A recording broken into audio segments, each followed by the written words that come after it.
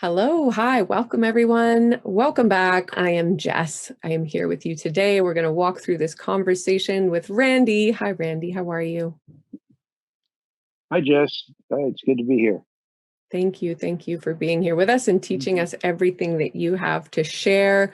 This week, we're going to discuss three topics here as well. So we've got how to identify and overcome resentment. And then we're also going to talk about trauma. Another huge topic for us to work through today. And then we're also going to talk about false impressions. So without further ado, let's dive into this first topic here. We're going to talk about how to identify and overcome resentment. Randy, can you tell us a little bit about this process of not only identifying, but also overcoming resentment? What do we need to know? But we are focusing now on what we perceive and what happened to us rather than something we did to somebody else. And all of these get interwoven at some point. You can see how one thing led to the other, and it's not just a box that it's by itself. It's like all these things weave together.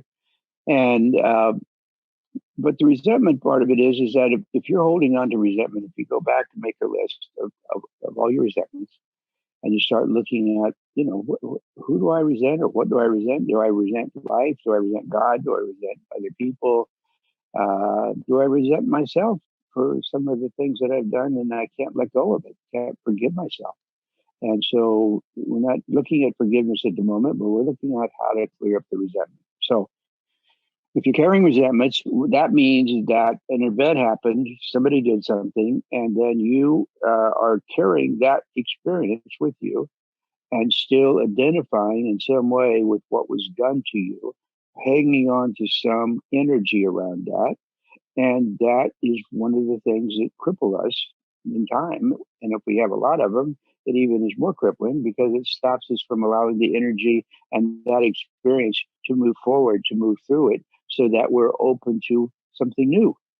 Because this is taking up energy, keeping us stuck. And so this resentment has to be done in such a way that allows you to move from, this person did something to me. So Joe hit me in the mouth one time, and I was sitting on a street corner, and he was walking by. He made a comment, I made a comment back, whatever. And in that process, then the guy just walks up and smacks me in the mouth. And so I go into this whole thing about this. My brain is sorted out because in my world, that isn't a way people treat each other. So I went through that process and ended up feeling very frightened and then angry because I felt frightened and almost frozen with fear as a way to respond to it. So anyway, so I carried that with me, and I carried it with me for a lot of years. This happened when I was 12 years old. So and it was in this process of dealing with resentments that allowed me to be free of it. And part of the part that was most important was that, okay, so Joe did this.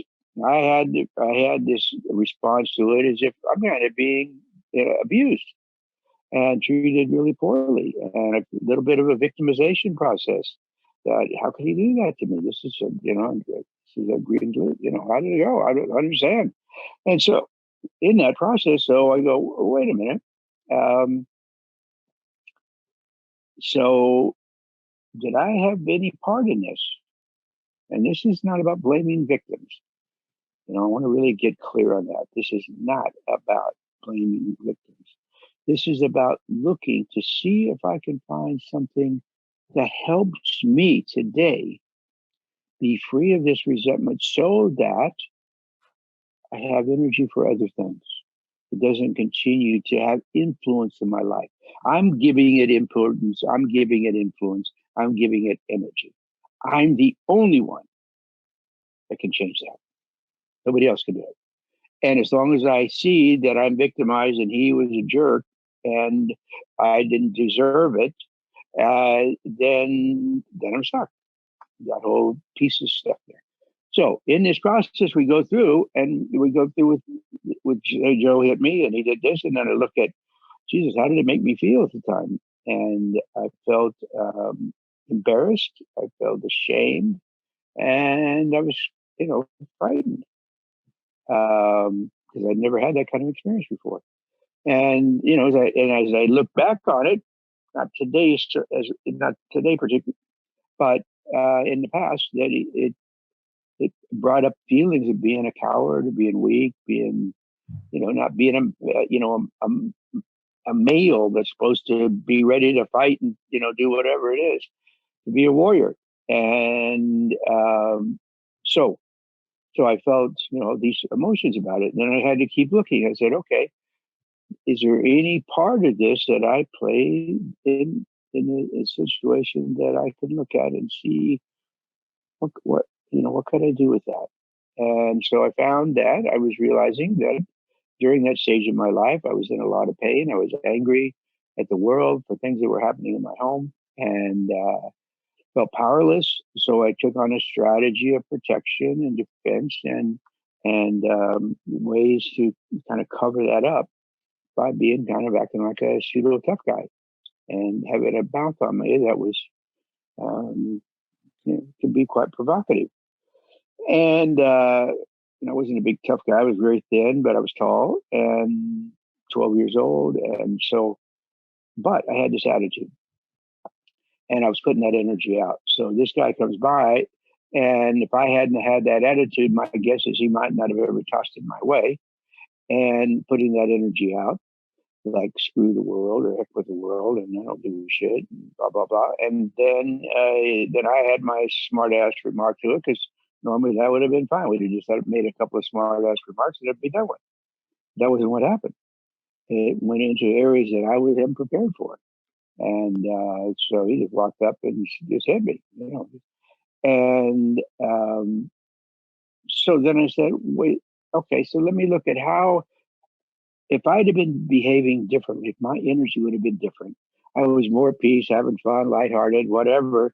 My guess is it wouldn't have gotten thrown my way, but even if it was, I'd have probably locked it off, because my ego wasn't invested in this protective system. And or it was invested, and it wouldn't been if I had been in a different headspace. So then it gets to my ego attack. Oh my God, this is supposed to work for me.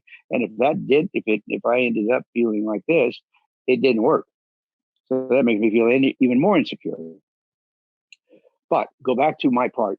My part is that I was trying to defend myself from feelings that I didn't want to feel by taking a particular posture in life, having a certain attitude towards life that then, at least in part, set this situation up. So can I look at that and take responsibility for it? Yes. So was it my fault?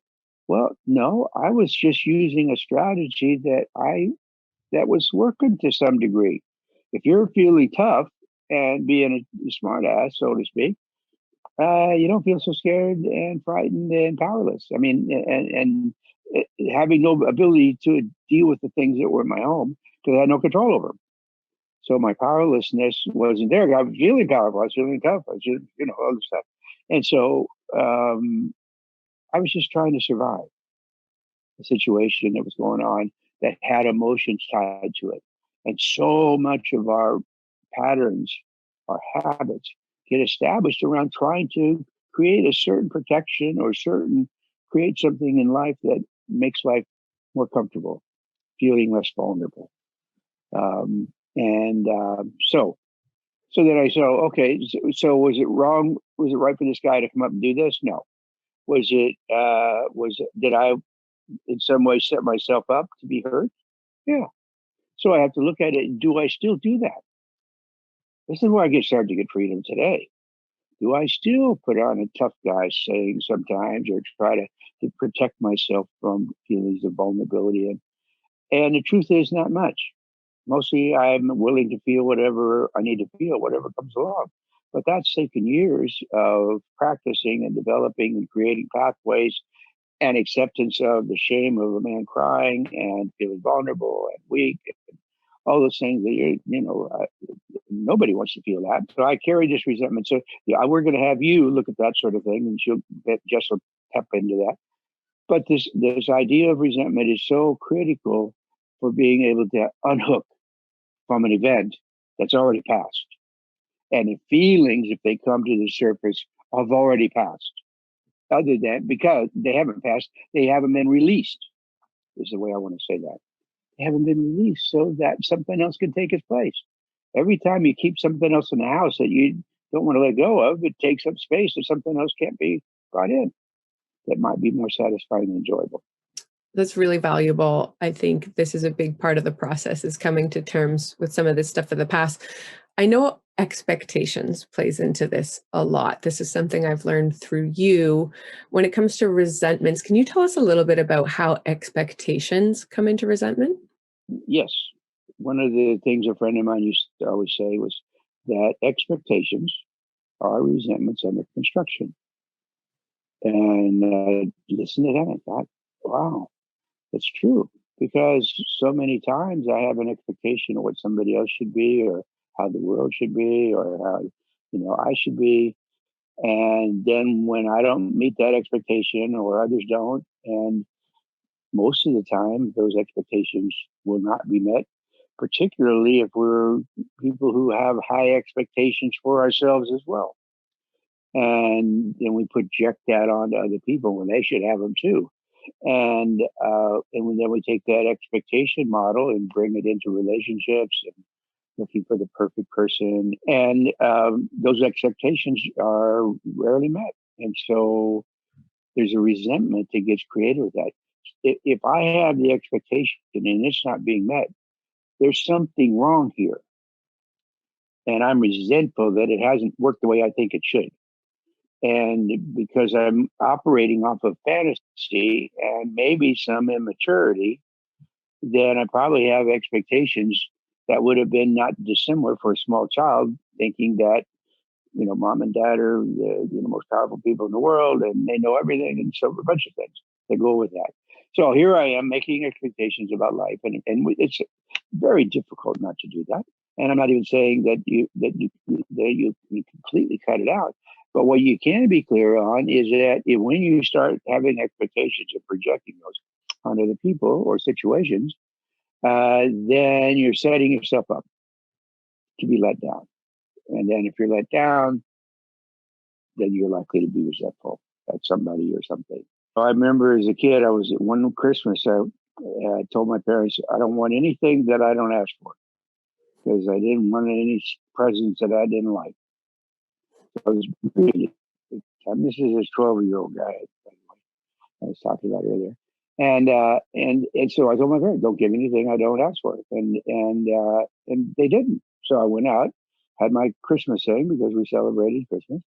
I went out and went through all the presents, and I got exactly what I wanted. And I was never so depressed. And I recognized that what's exciting, if you take Christmas as the example, what's exciting is not knowing. It's the wonder. It's having that excitement and enthusiasm about something that you don't know what's going to happen, because you got to open the box to see. Now, you can have that expectation in there and think and not get those things and have some feelings about it. But if you put too much expectation on it, that robs you of really being able to find joy. And that's part of our life that we're looking for, is the freedom to experience the wonder of life. So expectations have two problems to it. One of them is it's likely to be a resentment under construction. Or if you get exactly what you expect, then you've lost the joy. And I want a joyous life. I want a joyous, full, rich life. And that's what I want for you. And these are some of the tools for living that I found to be critical. And so, do you plan? Are you going to make plans? You bet. I have an expectation of that I want to follow through on this plan, and I'm hoping that this is going to turn out the way I want it to. But I have to be willing to consider that it may not be what's best for me. It may not be the best option. Maybe even better things can happen than I can imagine. I found that to be repeatedly true over and over again. And what was always fascinating to me was that this idea that take action, got to put the energy in, your parts got to go in. And then, but in that process, I'm not hammering to make it my way. I'm taking the action to take the steps that are necessary, and I'm open to see what comes instead. And as I do that, things usually come bigger and better than I can imagine, which reminds me that my limited imagination if I get exactly everything I can imagine, my life is going to be so much less than it could have been had I taken this other step and added this dimension where it says, I'll take the action. But I used to think if I take the action, you damn well better be the way I want it to be. Otherwise, why take the action? And so, but I take the action and I go, okay, well, I'm going to consider here that maybe it's going to go a whole other direction. And I found I'm a lot less frustrated, a lot less stressed out. There's a lot of things because I have this adopted into a way of life that is working, and it's always worked. It's been 100%. Isn't it interesting that most of us will try to figure it out? We'll try to make it happen. We'll do all these things. We'll put energy into it, get it. And then the last resort, we do the thing that works 100%. Now, isn't that crazy? I think it is, but I think it's common, and it's certainly common if you're stuck. And if you want to get unstuck, you got to be willing to consider that there's something that you think or hold on to, whether it's a resentment or an expectation, that you're holding on to, then it's got to be this way. It's got to be this way. There's got to be this way because it's not going to be okay if it's not this way. I'm robbing myself of, whoa, maybe something much better is available if I'm not trying to make the world the way I think it should be. That's such a great example, Randy. I can attest to that through my own healing journey. I've been learning the act of surrendering and just letting whatever will be. And I can attest to the fact that everything that I wanted to happen didn't happen, but even better things transpired that looked a certain way at the beginning where I thought, uh-oh, this is not what I was expecting. This isn't the direction I want to go in. You almost fight it. And then it turned out to be this beautiful blessing in disguise. And that kind of happened one time after another, to the point where I was like, okay, I get it. I think there's something else going on here that I don't understand, that I can't explain, but I'm seeing it. I'm seeing that when I let go of this stuff, I'm not feeling as overwhelmed, and I'm not trying to control everything, and I'm not stressed about it, and I'm not bending my whole world just to fit what I hope or what I want to fit into. And when I was able to let go of that, all of the other big things in my life that I was looking for, that I was hoping to break through, it all started to happen on its own. So we can't really explain why or how that sort of happens, but there is this beautiful thing that does happen when you start to let go and you surrender. So thank you. That's a good teaching. And through this program and through this module's homework today, we are going to look at these resentments. So we're going to look at who was involved in the resentment, how that made you feel then, how it makes you feel now. We'll walk through the whole process that Randy just used as an example. And so the reason we're taking responsibility here is not because we are victims. We're not here to place labels, and we're not here to finger point or to place blame. We're here to gain freedom in our lives. We're here to learn new ways of responding and adapting. And I think it's really helpful for us to work through these sorts of things together so that we can hear one another and what we have to share and what we've been through and how we can start to turn the page and look at it differently. So again, this is, we have to accept what is, and we have to go with the flow, and we've got to watch out with expectations.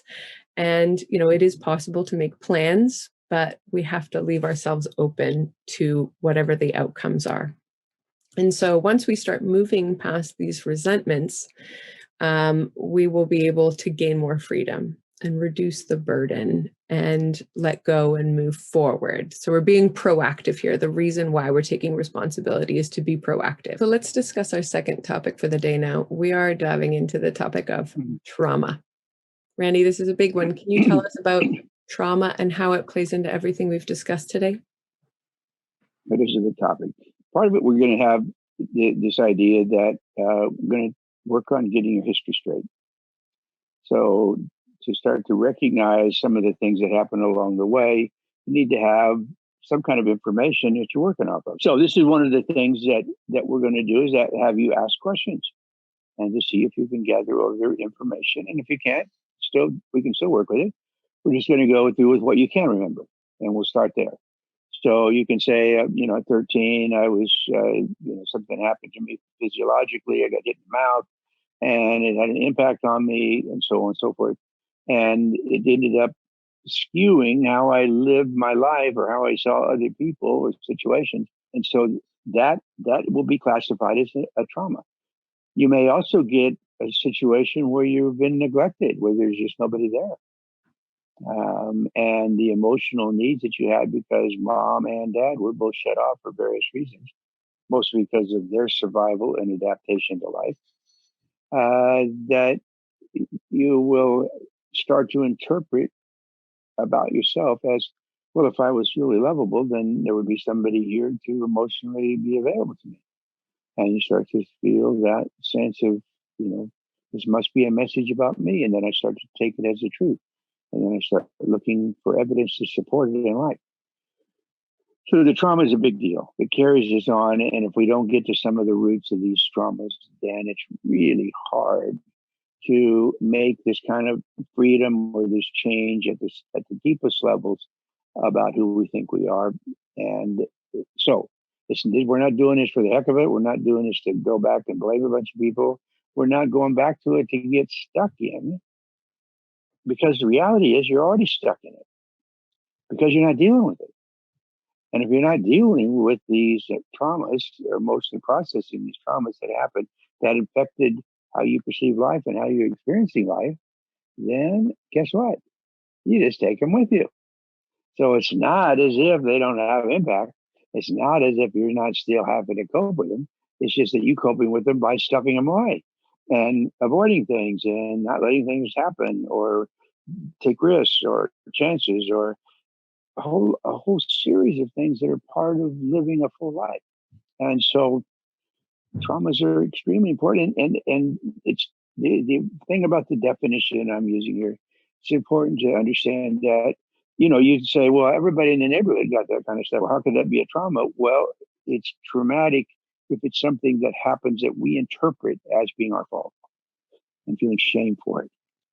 Because that starts to build a sense of who we think we are. And there's a shame core that a woman named Pia Melody talked about a lot. And when she first mentioned it, I felt it when she said it. That sense that I had about myself was that there was something wrong. I don't know what it is. I can't figure it out. I can't overcome it, no matter what I do.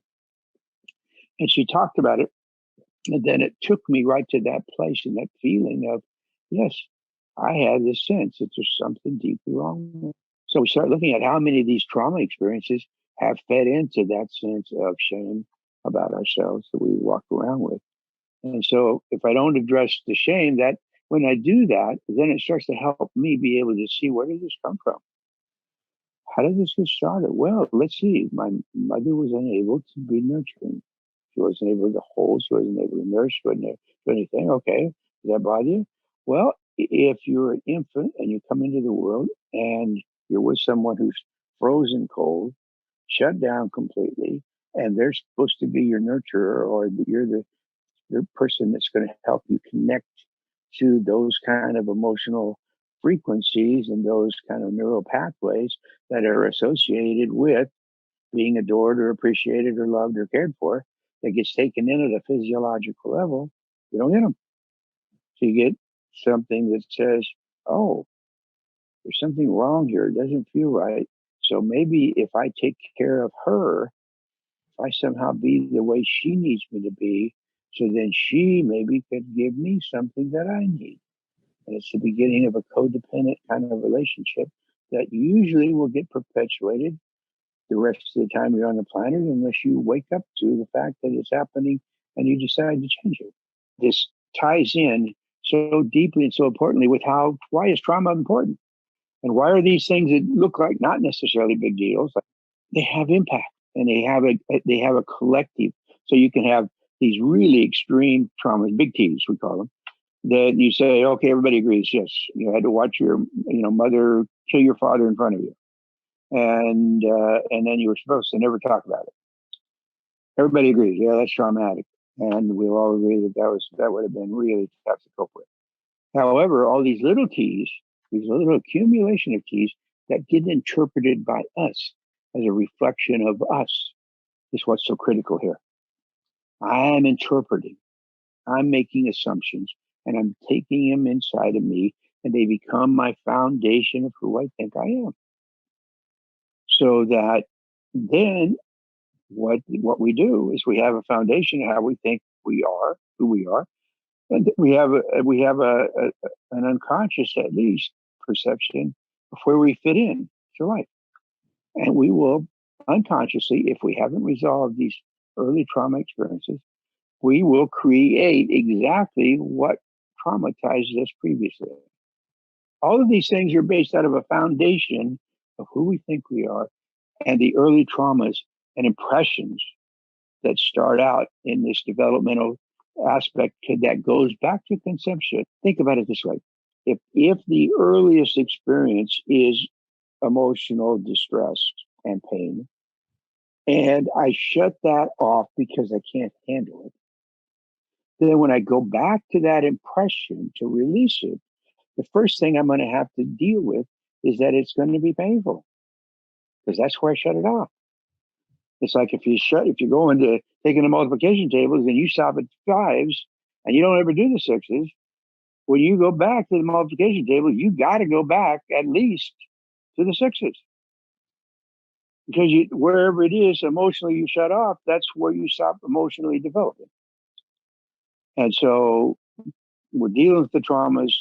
We're not trying to create any pain for people. There will be ways to work with these traumas that are less overt and easier and easier as you do it, to be able to let go of them without necessarily having to dig into them as much as just let them go.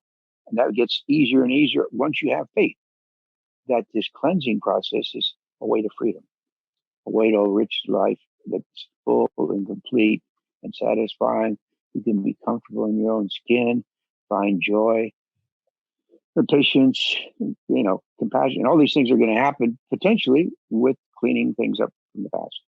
So anyway, these false impressions are critical, and they are the mistakes that we've taken in from trauma that says there's something, wrong with me.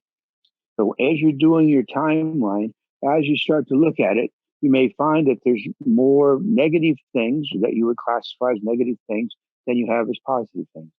What I have found is even if you couldn't find one positive thing, and everything was negative, as you start to release some of these negative impressions, some of these negative traumas from the past that are stored, as those start to get released, other memories may come to the surface that are positive, there that they just don't ever get experienced because the shutdown was on the negative.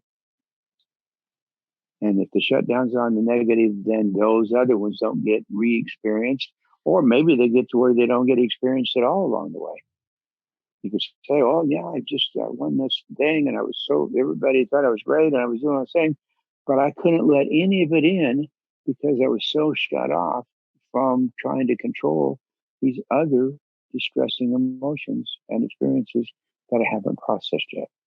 And as a kid, you can't do it. So usually you hit this stuff in middle age, you go, maybe now as a middle-aged adult, then maybe I can allow myself to feel things that as a child, I couldn't even begin to cope with, which is why I shut them off. And that's why we're here, so we can start to do this work of looking back. We're going through our timeline of events, and it is hard to pinpoint all forms of trauma and to figure out, is this traumatic? Was this traumatic? Randy's given us some really beautiful examples here, but what we'll do is we'll provide you with cheat sheets. So we'll have all sorts of information available for you as you work through this process. You're not alone, and you don't have to try and figure out, get to the bottom of everything and understand, if it doesn't make sense now, believe me, we'll provide you with lots of resources so that you have an idea of how to get started in this process of remembering, because you've built a foundation. You've interpreted things a certain way. You have these impressions. What you went through as a child built a foundation that you're now living on. And like Randy just said, we're now adults and looking back and thinking, what went wrong? Something's not right. I don't feel right. Let's figure out what that was. You'll have tons of help through this. We'll have cheat sheets on different forms of trauma so you can recognize yourself, we're here for you. We'll help you through this process. So we're ready to talk about the third topic, our third and final topic for the day, and that's how to recognize negative belief systems. These are stories, and how to release false impressions. So this topic is false impressions. Randy, can you help us understand why it's so important to recognize and release false impressions that we've come to believe about ourselves? So yes, the false impressions and how to notice them. They're going to be all of these different trauma experiences have made these false impressions, which create the shame core, which are the things that we're after. So when we talk about false impressions, just know that we're going after any negative tapes that you have about yourself, any shame words that you use about yourself, like I'm stupid, I'm not good enough, I would be, if I was only this, or the kinds of internalized dialogue that you use on yourself that you act as if and listen to as if it's somehow true. Those will be your clues to say, well, wait a minute, am I really, not lovable? Am I really not capable of being loving to others? Am I really not very smart? Am I really, whatever, fill in the blank?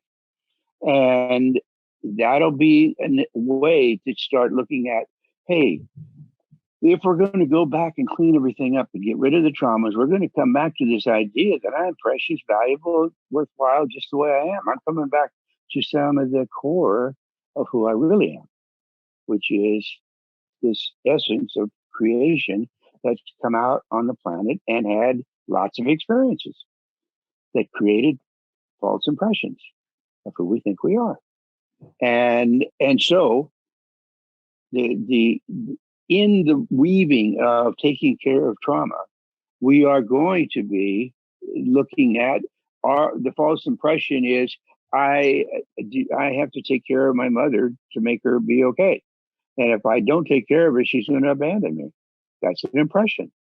My impression is that if I'm not having sex with people, then no guys will want to be with me, or no women will want to be with me if I'm not this way. If I don't have a bunch of money, but then I'm not have any value. A lot of these are false impressions that'll be unique to each individual, but they all come from the same kind of core foundation, which is there's something wrong with me, and then it has all the offshoots.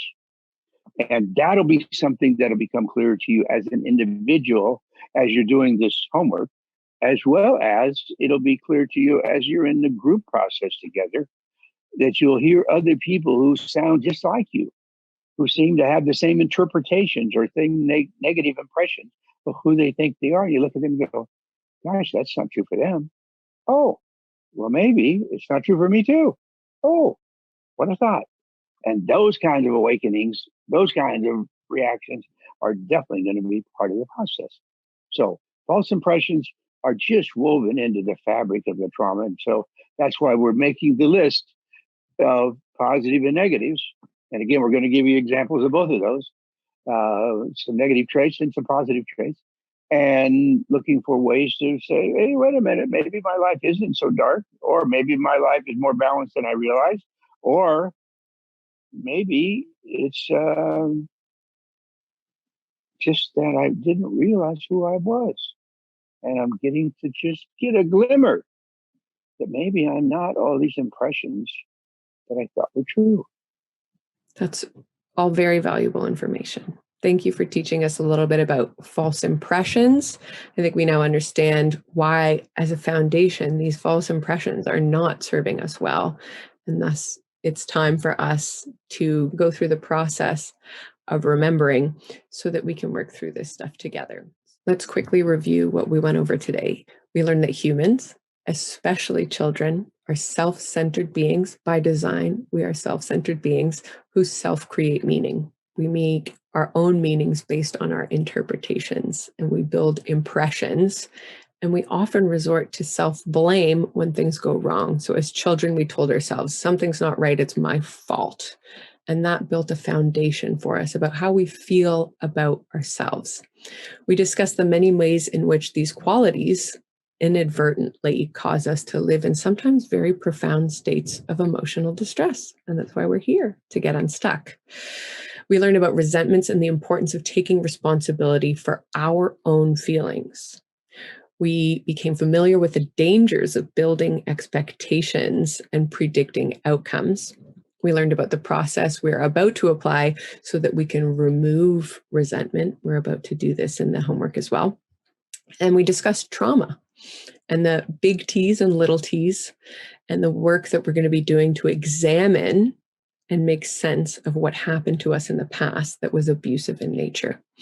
And finally, we explored the ways in which we interpret things about ourselves and how this leads us to develop a foundation of beliefs and false impressions that sometimes don't serve us well. For this week's homework, we're going to get started on timelines. So if you have a look at your course guide and your workbook, you'll see that we have a lot of resources available for you here. Make sure you go through your course guide to see what you have available before you start doing this work. And then when you look at your worksheets, you'll see that we have templates created so that you can follow along. Essentially, what you're going to be doing here is looking back on the past so you can remember what you've been through. And you want to try and think of incidences that may have been abusive in nature, but you also want to think about instances that were positive and that you feel good about, because we don't want to just point out all the bad things. We want to bring forward the good stuff too. So as you start to dig through the past, you'll need to do some detective work. These memories don't always sit at the forefront of our mind. They call it digging into the past. We're literally digging here. So if there's anything that doesn't naturally come forward, that's okay. But let's try and do the work of going through each year of our life. And our minds tend to remember extremes sometimes. So there might be some extremely positive memories or there's some extremely negative ones. Try and just make note of anything that comes to mind, because as we start to do this work, it will start to release more memories and you'll start to remember more. So what you want to do for each memory that you can pinpoint, that you want to dig and learn a little bit more about, what we're going to do here is you want to write down one, who is involved, you and someone else. You want to think about what happened. So in a nutshell, summarize what was the interaction, what happened that caused you to feel a certain way. And then the third question is, how did you feel then when it happened? And the fourth question is, how do you feel now? What are you still feeling towards this experience? And so once you write those guys down, what you want to think about, what observations you want to make is, could there have been something that I did to set myself up to be a victim in this situation? Now, remember, we are not looking to make ourselves out to be victims. The reason that we're trying to find reasons why we're involved in this interaction, why we might be to blame, is because this provides us with the opportunity to take responsibility. And taking responsibility is what allows us to do the work and move forward. So this is not to blame you. This is not to point the finger. This is not to create shame or guilt. We're trying to do the opposite of this. So try and consider in each one of these situations what part you may have played.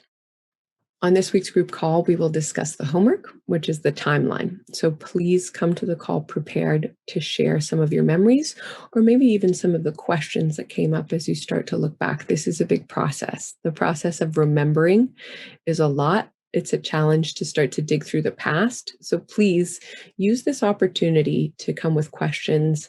What does it feel like? Or even just sharing what it's like to go through this process. We want you to come with at least one example to share, whether it's your resentments, whether it's about trauma, whether it's about false impressions, anything that you took from this module that you'd like to discuss further, please come prepared. And as always, you can send us questions, you can send us emails, let us know, and we'll follow up with you. And that brings us to the end of this week's call. Thank you so much for showing up. That is the hardest part. You're here, you're learning, you're doing the work. This is huge. Thank you for showing up, and we'll see you next time.